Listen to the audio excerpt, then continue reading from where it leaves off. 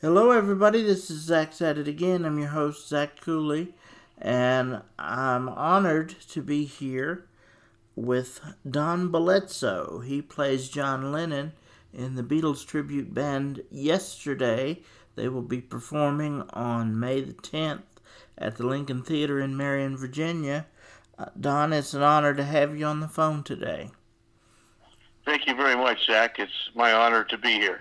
And we are very excited that through you and your talented group of fellow musicians, we have the Beatles coming to Southwest Virginia. That's very exciting for us. So, Yeah, well, looking forward to it. is this your first visit to Southwest Virginia? Oh, no, we've been there before. We were at the Lincoln Theater several years ago, and then we were over in South Hills, Virginia, just last year. Oh, wonderful. Okay. So you performed at the Lincoln before. Obviously had a Yes. good experience because you are returning. So that is great to hear that Southwest Virginia was kind enough that you would return to us. Um, can you tell me, first of all, because um, the Beatles are probably the most preeminent band, the most legendary, the most well known, the most well loved band in the history of rock and roll. So, first of all, what it's a pretty big ambition to say we're going to take on the Beatles, that in and of itself, and then with the number of different Beatles tribute acts around the world, to have to make a distinction between them. So, how does one tackle, first of all, deciding we're going to put together a Beatles act? Well, I decided to do that actually right after I graduated from college because I went to Loyola University in Chicago Mm-hmm. because I'm originally from Chicago. Mm-hmm. And when I was there at school, I belonged to a fraternity, and then they had the whole university had this great big talent show. Mm-hmm. So I was in the talent show because I used to play the guitar and sing for various people, and then I entered the talent show and I won. And I did a couple of, I remember I did, I did a couple of Neil Young songs, but then I did a couple of Beatles songs, and they went crazy when I did the Beatles. And I kind of dressed a little more of the part, like the Beatles. And so anyway, after I won that contest, then I used to play as a regular in the coffee shop where there was a little stage, Right. and I would go in there and I'd play for like an hour, and I always had requests about, hey, do the Beatles, hey, play this Beatles song, play that Beatles song. So I started to dress like it, and I used to play the songs by myself on an acoustic guitar. So then after I graduated, I saw that there was an Elvis tributes around, and I figured, well, I'm pretty good at doing the Beatles, and I look like, kind of look like John. So I then found some other guys on the internet that were also interested in doing the Beatles, and then that's basically how I put the group together from the beginning. So, And then since then we've been touring. We started just local, and then we've been touring nationwide. And then I later I moved to Las Vegas, and this is where I've been for the last 22 years. so And we play here in Las Vegas on and off. We used to play more steady in Las Vegas, but the COVID virus kind of ruined that. So we would play on and off, and then we play mostly nationwide. So then, obviously, you were very successful at what you do to be able to tour nationwide. So when you decide you're going to form a Beatles group, among all the other Beatles tribute acts around the country and around the world, what makes your particular group distinct? Well, there's only a few that do it on a big scale nationwide. Uh-huh. I mean, you might have other local ones that don't dress like the Beatles or just get together and play songs on a weekend once in a while or something. I don't know, but there's only a few that do it really on a big scale nationwide.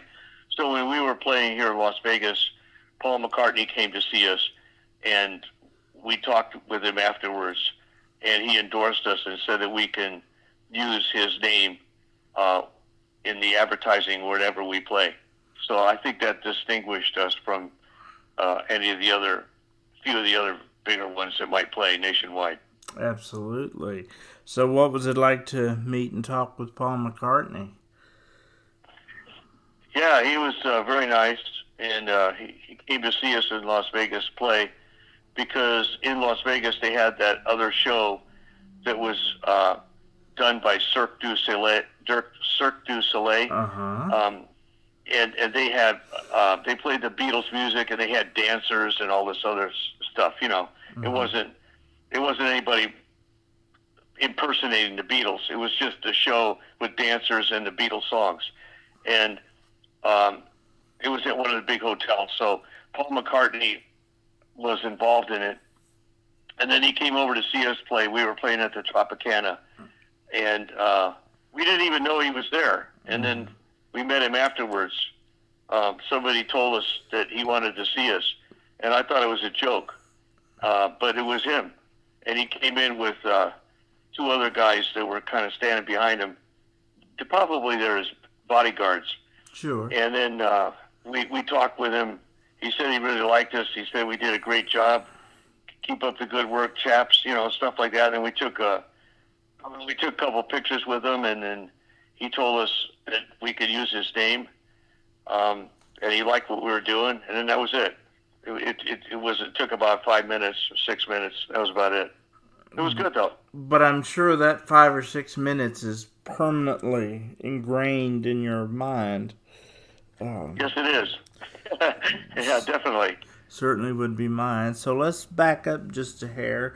When you were growing up and now, what is your forte? Do you sing and play the guitar? What different instruments do you play? The guitar. You just Yeah, sing and play the guitar. I do John Lennon's part. Very good. Very good.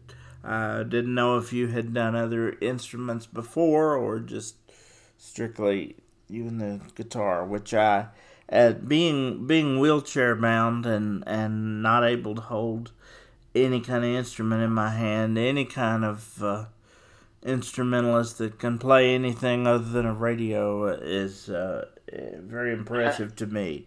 So I'm sure that you all are fantastic.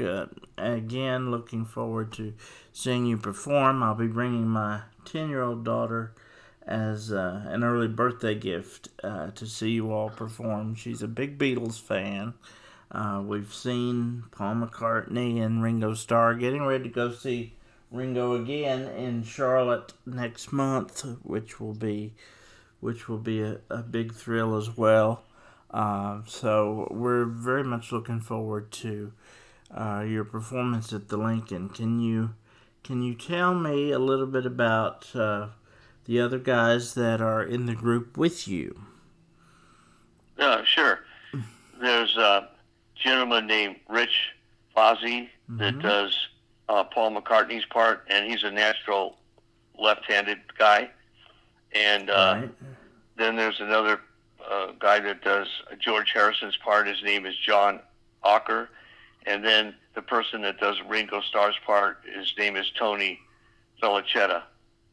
And all three guys are excellent. And we also do all of the Beatles songs in the original key. Very good. In music. Yeah, we don't lower. I know a couple other groups lower the key, In other words, a couple other groups tune their guitars down a half a step lower because the songs are pitched kind of high in the male voice.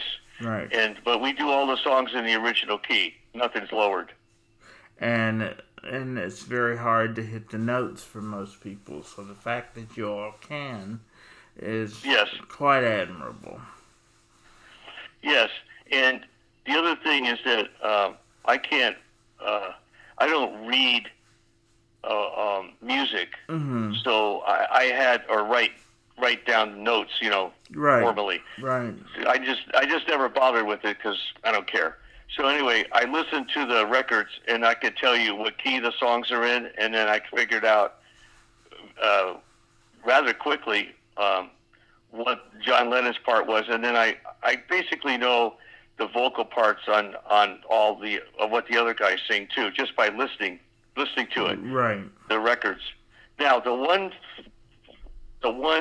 point where I wasn't quite sure about something was sometimes I didn't know exactly who sang what notes on certain songs because their voices were so intertwined together. Right. So then I had to look at the video. I watched some videos, like of the Ed Sullivan Show at Shea Stadium, and then sometimes, years ago when the Beatles played, they played under somewhat brutal conditions, and the sound man, or whoever was doing the sound, kind of sometimes didn't know what he was doing. Sure. And so they had maybe one guy's microphone twice as loud as the other guy because they're used to one lead singer up front with a backing band. You know what I mean? They weren't used to the Beatles. The Beatles were something different. So by watching, like, for example, the Ed Sullivan Show, John Lennon's, no, it was a Washington Coliseum concert, that one. John Lennon's microphone was twice as loud as Paul. So I heard him do the high part. I said, oh, he sings the high part on the word hand. I don't want to hold your hand. Oh, okay. So then Paul does the other part. So anyway, there were a couple of things like that where I wasn't sure who did what, but I watched the video and then I saw it. Then I saw a pattern. And the pattern was that, in particular in the early Beatles, that John would actually sing some of the high parts, but he would do it briefly. And then he would meet Paul maybe on the same note, and then he would maneuver under him. So every time the two guys sing together, Paul doesn't sing the high part. Not every time. Most of the time, but not every time. Maybe 2/3 of the time. 1/3 of the time, John does. Which I found very interesting. Absolutely. And I kind of like that because I have a somewhat kind of a high voice. So that was the one thing that I found was very interesting. And it seemed like John was trying to do like a Roy Orbison kind of a impersonation where he would jump up high and then he would maneuver his way down. It was very interesting. Yes, indeed. And when they all sang together and harmonized, that was really something. It was great. George usually sang the lower part. Right. And just the fact that you can recognize all the notes by ear, both would be impressive to me, to be able to recognize it either by ear or by reading music, but the fact that you can just pick that out and know the key, that's an amazing talent. Yeah, and then I double check it, on my guitar just to make sure. Sure. And then if it's in a certain key and it's on a certain chord, well, there's only a few choices. So then you can say, oh, well, okay, these are the notes, and then he's singing this, he's singing that. I'm not sure who sings this real high part, and then you look at the video. Oh, okay. Oh, John jumps up there. Oh, okay, so it's him. It's that kind of thing. Yes. So, with your repertoire, as far as the set list and songs that you will be performing in Marion on, I guess it would be Saturday night, the 10th, do you cover the entire Beatles catalog? Do you focus on a particular era? How does that work? Well, that's a good question. On this tour, we're going to be doing the whole catalog. So we'll start off with I Want to Hold Your Hand and She Loves You, and then we'll be doing Hey Jude towards the end and Hit Revolution. But the Beatles' repertoire is so vast and it's so well known and excellent that we can do the show different ways. So in this particular tour, we're going to be doing the early Beatles and the later Beatles. But there are sometimes we play only the early Beatles and maybe just throw in a couple later ones, you know, that are more rock and roll. And then sometimes we only do the later Beatles. And we might start off with Sgt. Pepper as the first song and just do the later Beatles. So we can do it different ways. And no matter what way you do it, it will be appreciated, because no matter what, if you're a music fan at all or a rock and roll fan, even if you're not necessarily a Beatles fan per se, anybody who appreciates popular music at any level should have some appreciation for the Beatles in some form, because they were such a defining sound of 20th century popular music. So it seems to me that you can find at least one person in every family that at least likes the Beatles. So it's a great gift for people. You know, my wife's father, who's in his 70s, loved the Beatles as they were happening. And then she grew up to love the Beatles, and now my 10-year-old daughter loves the Beatles. So it's wonderful how a group with that much immense talent can transcend generations. And I'm sure you see a great diversity of ages in your audiences when you tour the country. Oh, yeah. We see ages from 10 years old up to 80. Right. Easily. Sometimes up to 90. There was one woman in the last show that was 95. I remember when we talked to her afterwards. But yeah, it's a great, huge age span. And you said one person in a family at least. Yeah, I'd say more than one. And the Beatles are so well known, not just in America, but we've been to Japan about 6 or 7 times. I don't know, I lost count. But anyway, they love the Beatles in Japan, and they know all the songs. I also noticed in Japan they love the Rolling Stones a lot too. The Beatles and the Rolling Stones. And we've been to other places outside the country. Everybody knows the Beatles. I guess great melodies last forever, kind of like Bach or Beethoven in classical music. You know, great melodies last forever. I think that's the key to the whole thing. Well, in terms of composers, I don't think there is a more prominent or worthy pair in 20th century music than Lennon and McCartney, with that amazing catalog of songs that they put together in the course of just a few years. It's amazing, and you see the documentaries that are coming out now on Disney Plus, Get Back, and those kinds of documentaries, how they were just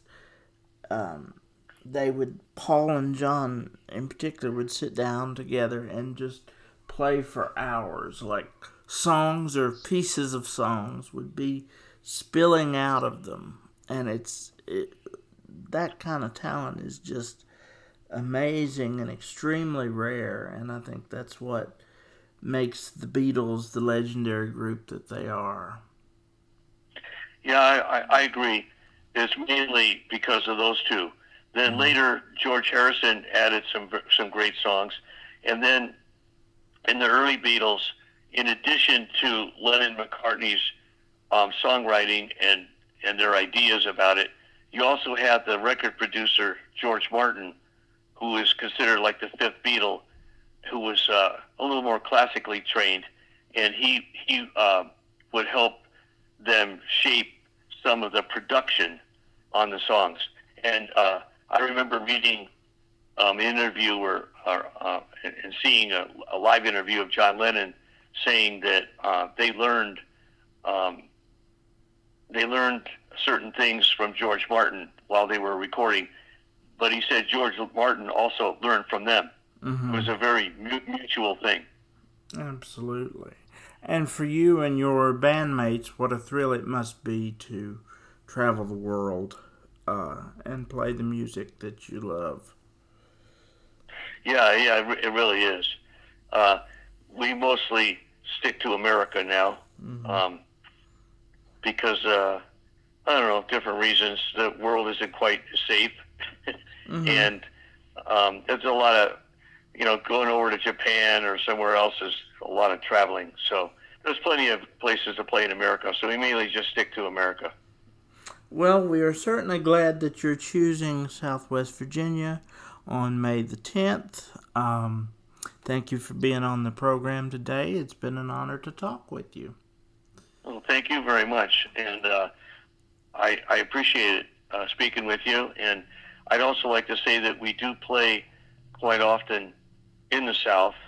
In my opinion, I enjoy playing in the southern states the most because the people are generally very polite, in the South. And my wife is actually from the South. She was born in North Carolina. So playing in the South in Old Dixie is real nice. I really enjoy it. Well, I'm very glad to hear that you're treated kindly. I think there is something to be said for Southern hospitality. It's nice to know that that's being exercised, and we hope that you will enjoy playing the Lincoln Theater again, and hope that you will continue to come back to the area because it's a gift to us. I appreciate that. Thank you very much, Zach. Thank you, Don. Thanks for having me.